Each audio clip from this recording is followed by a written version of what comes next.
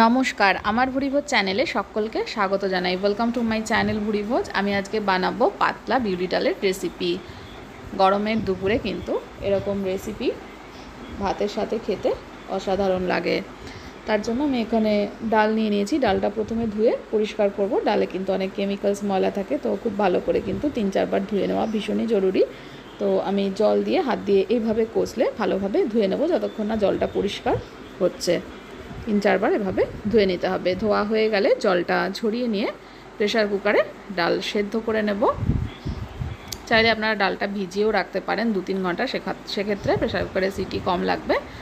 আমি এর মধ্যে দিয়ে দিচ্ছি কিছুটা জল। এই ডালটা কিন্তু একটু পাতলা টাইপের হবে, ঠান্ডা হলে কিন্তু বিউলি ডাল জমাট বেঁধে যায়, ঘন হয়ে যায়, তো একটু পাতলা রাখতে হবে। সে কারণে জলের পরিমাণটা একটু বেশি দেব। এবার দিয়ে দিলাম এর মধ্যে নুন দিয়ে এবার এটা সেদ্ধ করে নেব। আর এখানে ফোড়নের জন্য লাগবে মৌরি, 2টো শুকনো লঙ্কা, তেজপাতা আর একটু হিং, আর লাগবে থেতো করা আদা। 1 ইঞ্চি আদা থেতো করে রেখেছি। এবার কড়াইতে সর্ষের তেল দিয়ে 2টো শুকনো লঙ্কা, একটা তেজপাতা, মৌরিটা দিয়ে দিলাম, দিয়ে অল্প ভেজে নেব। মৌরিটা কিন্তু একদম কালো করে ভাজবার দরকার নেই, তাহলে ভালো লাগবে না। এবার আমি দিয়ে দিচ্ছি এর মধ্যে থেতো করে রাখা আদা, আর দিয়ে দেব এর মধ্যে হিং, অল্প পরিমাণে একটু হিং দিয়ে। হিং ছাড়া কিন্তু বিউলি ডালটা রান্না অসম্পূর্ণ থেকে যাবে স্বাদটা, তো হিংটা অবশ্যই স্কিপ করবেন না, হিংটা অবশ্যই দেওয়ার চেষ্টা করবেন। এবার আমি সমস্ত কিছু ভেজে নেব।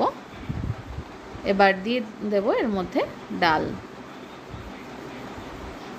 প্রথমে 2 হাতা ডাল দিলাম, দিয়ে একটু মিশিয়ে নিয়ে বাকি ডাল ঢেলে দিতে হবে। আর বিউলি ডালে কিন্তু এই শুধু মৌরি ফোড়নটাই ভীষণ ভালো লাগে।